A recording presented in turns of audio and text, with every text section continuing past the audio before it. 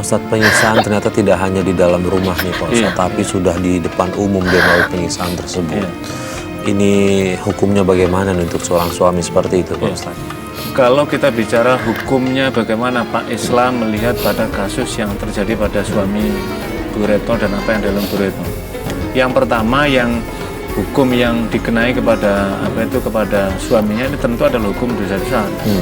Karena al-khamru itu diantara kategori yang minal kibar, yaitu termasuk dari pada dosa-dosa besar.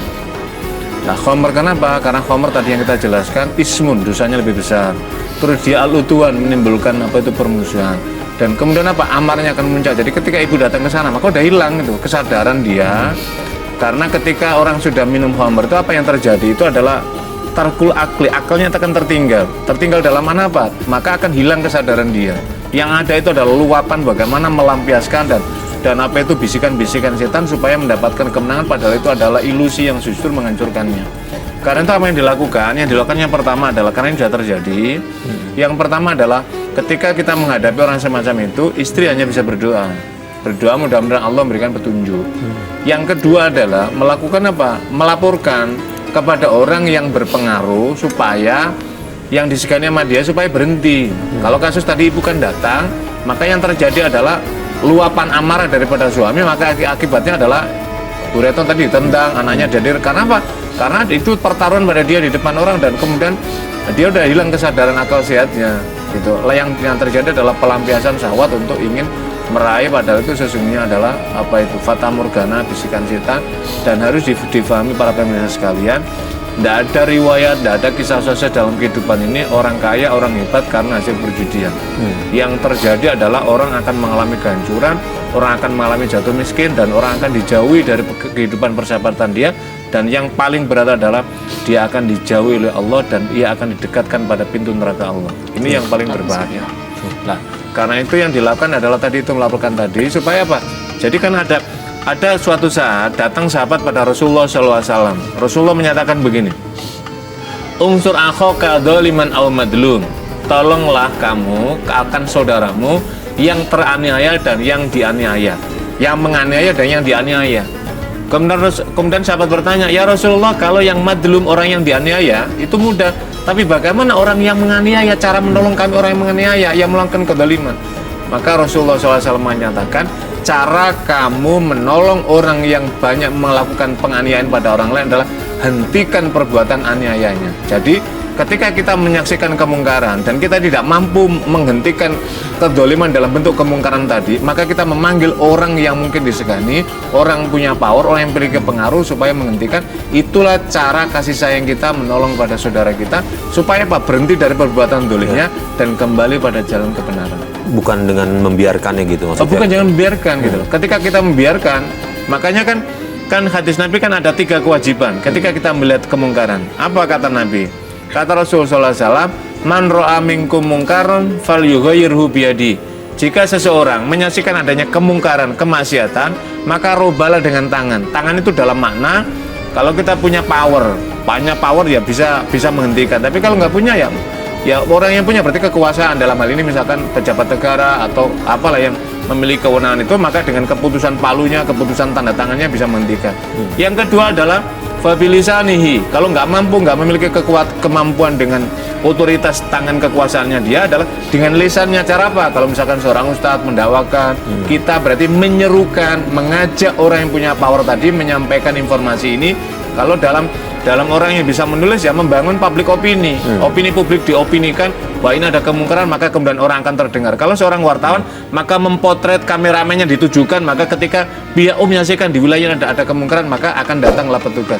Yang ketiga, kalau yang pertama nggak bisa, yang kedua nggak bisa cara itu, yang ketiga adalah ya dengan mendoakan, wadzalika adaful iman. Tapi dengan mendiamkan dan mendoakan, tetapi kata Nabi, itulah orang-orang yang selemah iman, yang terbaik, yang pertama dan yang kedua tadi. Oke. Bu Retno, ibu sampai kapan bertahan sama suami yang pertama? 1 tahun 5 bulan. 1 tahun 5 bulan. Sebenarnya saya ingin pertahankan, cuman saya nggak tahan lagi karena udah bener-bener badan disiksa, batinnya juga tersiksa. Anaknya juga nggak mau open sama anaknya. Jadi dia nggak mau ngakuin anaknya. Dia nggak mau ngakuin anaknya. Nggak mau ngakuin anaknya. Artinya artinya setelah cerai pun dia udah nggak peduli sama anak. Udah pasti itu mah nggak bercerai aja dia nggak peduli gimana dia sampai sebesar nggak pernah ngasih nafkah. Yang mengajukan pisah siapa ibu atau? Saya minta cerai tapi dia nggak mau ceraiin. Terus Akhirnya saya urus ke pengadilan. urus ke pengadilan. Dan semua ada sah Iya, cerainya secara catatan di KUA sah. Iya. Bu Retno, kemudian setelah bercerai lalu menikah lagi, jaraknya berapa lama? 2 tahun. 2 tahun. Ketemu sama Dan suami yang kedua di mana? Dia seorang seniman, seniman jalanan. Seniman Iya. jalanan. Dan saya juga pernah ikut sebelum menikah, saya pernah juga ikut ngamen. Oh, jadi sebelum menikah sempat pernah ikut ngamen sama dia. Ngamen di bus. Saya tahu sama-sama orang susah, tapi saya pacaran cuma 6 bulan, terus menikah. Selama 14 tahun, saya pertahankan rumah tangga saya, selalu ribut juga. Selalu ribut juga. Selalu ribut, Apa masalah masalahnya ekonomi. apa? Masalah ekonomi. Terus tiba-tiba saya menolong temen janda, nggak punya tempat tinggal. Saya mau bawa masuk ke rumah saya. Saya biar hidup susah, kadang nggak tega mas sama teman-teman di luar yang susah juga. Ternyata dia juga menusuk saya dari belakang. Maksudnya menusuk dari belakang itu apa ibu? Dia selingkuh dengan suami saya. Ya Allah. Itu berlangsung berapa lama? Saya menolong dia, saya masukin kerja. Tapi setelah itu dia telepon-teleponan sama suami saya. Pada saat suami saya di kamar mandi, teleponnya bunyi berkali-kali kan. Saya sebenarnya nggak pernah membuka handphone suami saya, nggak pernah saya. Handphone kayak dompet saya nggak pernah buka karena memang itu pantangan. Nggak boleh dilihat punya suami. Karena itu terpaksa berdering terus kan. Saya lihat kok bacaannya mama. Terus saya angkat, saya diam nggak bicara. Di sana dia bicara, papa tolongin mama sakit pendarahan, beliin obat. Terus saya nggak jawab, langsung saya tutup. Pas saya keluar dari kamar mandi, saya bilang, ada telepon dari siapa itu kok namanya mama, kamu selingkuh ya? Kurang aja kamu. Saya langsung ditampar, kenapa kamu berani angkat telepon saya, dia bilang.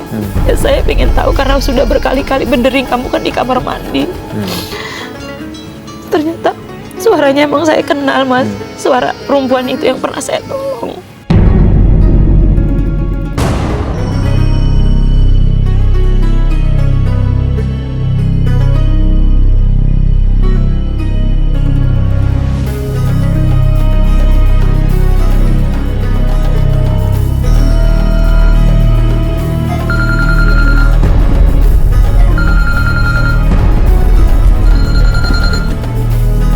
Mama, telepon, angkat ah.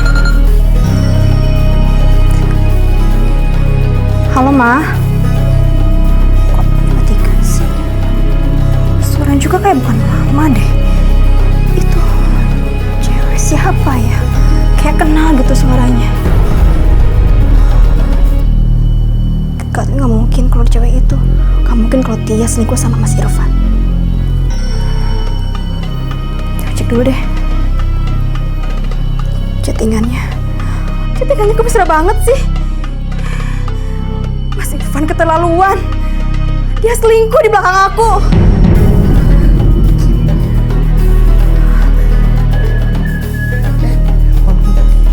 Ngapain kamu cek-cek handphoneku?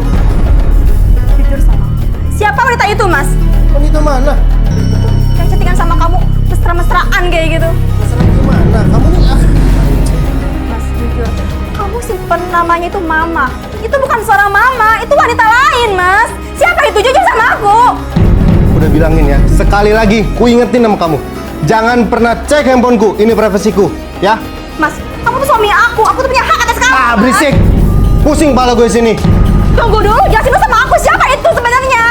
Berisik ya! Ah! Mas, tunggu dulu!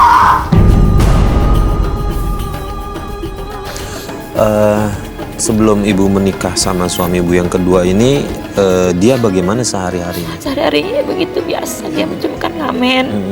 Dia ngontrak sendiri, saya juga kan janda. Artinya nggak kepikiran dia Nggak akan melakukan kepikiran. hal itu Iya, ya. nggak. Oke. Baik Baik. awalnya. Pak Ustadz, ada satu hal yang saya sempat menjadi pertanyaan dari saya adalah Ibu Retno memasukkan orang lain ke dalam rumahnya di sebuah rumah tangga yang dia bina. Ini udah berlainan jenis nih dengan suaminya. Yang kayak begini ini kalau dalam Islam bagaimana ya Pak?